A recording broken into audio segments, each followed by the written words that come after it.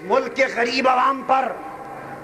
Direct اور indirect taxes کی آگ جلا کر، غریبوں کی ٹیکسوں کی آگ میں جلانے والے، اس ملک کے غریبوں کی مہنگائی کی آگ میں جلانے والے، بدامنی کی آگ میں جلانے والے، بے روزگاری کی آگ میں جلانے والے، اور اس ملک کے غریبوں کے خون کا قطرہ قطرہ چوس لینے والے بدعنوان حکمران اس بات کا جواب دیں۔ نواز شریف صاحب نے 1997 کا جو الیکشن کنٹیسٹ کیا اور کاغذات نامزدگی داخل کیے الیکشن کمیشن کے دفتر میں، اور اپنے ہاتھ سے کاغذ پر کر کے دستخط کیے، اس پر اپنے ہاتھ سے لکھا کہ ان کے ایسٹ اثاثہ جات نواز شریف صاحب نے خود لکھا 98 کروڑ 24 لاکھ اور 261 روپے کے اثاثے ہیں۔ یہ چیف الیکشن کمشنر کی اٹیسٹ شدہ کاپی آفس کی میرے ہاتھ میں ہے۔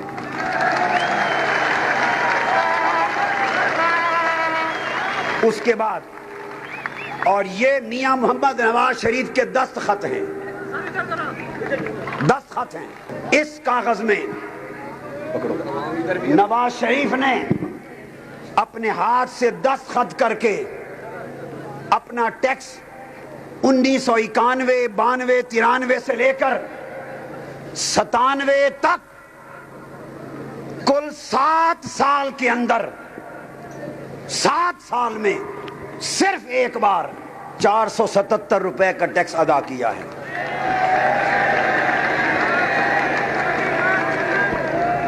سیف الرحمان صاحب،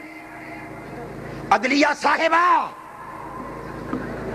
احتساب کا کوڑا ادھر بھی چلنا چاہیے،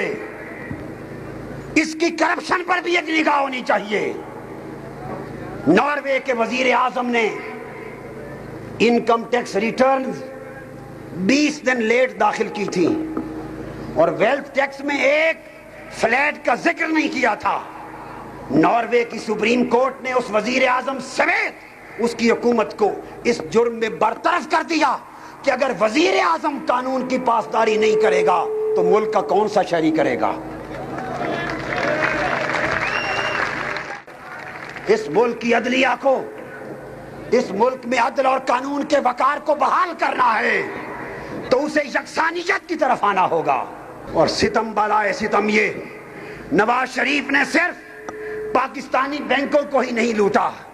یہ صرف پاکستان کا ڈیفالٹر نہیں ہوا، جب پاکستان کے مالیاتی ادارے کنگال کر دیے اور یہاں کے پیسے ہضم کر لیے، پھر یہ لندن پہنچے، انہوں نے بین الاقوامی بینکوں سے قرضے لیے، بین الاقوامی مالیاتی کمپنیوں سے قرضے لیے، اور التوفیق گروپ سے جا کر اپنی فرمیں لندن میں رجسٹر کروانے کے بعد لندن سے قرضے لیے، اور قرضے لے کر جب قرضوں کی واپسی کا وقت آیا توفیق گروپ والوں کو بلا کر کہا قرضہ واپس نہیں ملے گا، ایک ہی صورت ہے، 3 سال کے لیے تمہیں پاکستانی حاجیوں کا ٹھیکہ دیتے ہیں، انہیں لوٹو اور قرضے واپس لے لو۔ توفیق گروپ نے کہا نواز شریف ہم اس ذہنیت پہ لعنت بھیجتے۔ التوفیق گروپ نے لندن ہائی کورٹ میں مقدمہ کیا، لندن ہائی کورٹ نے نواز شریف کے پورے خاندان کو نام لے کر، 4 نام لے کر، باپ اور بیٹوں کے نام لے کر، لکھ کر نواز شریف کے خاندان کو بین الاقوامی ڈیفالٹر ڈکلیئر کر دیا، اور 1 ارب 62 کروڑ 50 لاکھ روپے کا ڈیفالٹر قرار دے دیا ہے۔ برطانیہ کی لندن ہائی کورٹ کی یہ ججمنٹ، اس کی مصدقہ نقل یہ میرے ہاتھ میں ہے۔ نواز شریف چیلنج کرو، کیا لندن کی ہائی کورٹ نے آپ کے خاندان کو 1 ارب 62 کروڑ 50 لاکھ کا ڈیفالٹر ڈکلیئر نہیں کیا؟ بدقسمتی اس قوم کی کہ جو بین الاقوامی طور پر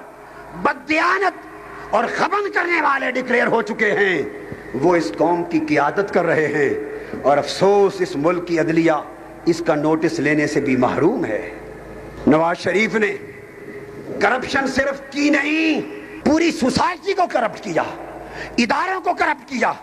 और फिर करप्शन को पूरी दुनिया में एक्सपोर्ट किया। आज नवाज शरीफ दुनिया का सबसे बड़ा करप्शन एक्सपोर्टर है। मुल्क कंगाल हो चुका है, नवाज शरीफ का खानदान खुशहाल हो चुका है। इस मुल्क की एग्जीक्यूटिव को अपना नौकर और सियासी करिंदा बनाया, रियासती इदारों को, पुलिस को अपने नापाक सियासी अज़ाइम के लिए इस्तेमाल किया, इस मुल्क की पार्लियामेंट को गुलाम बनाया और पार्लियामेंट के अराकीन की जुबान बंदी कर ली। फिर तुमने अदलिया पे हमला किया, अदलिया के ऐवान के तकद्दुस को पामाल किया और फिर रफ्ता रफ्ता तुमने निजाम तबाह किए,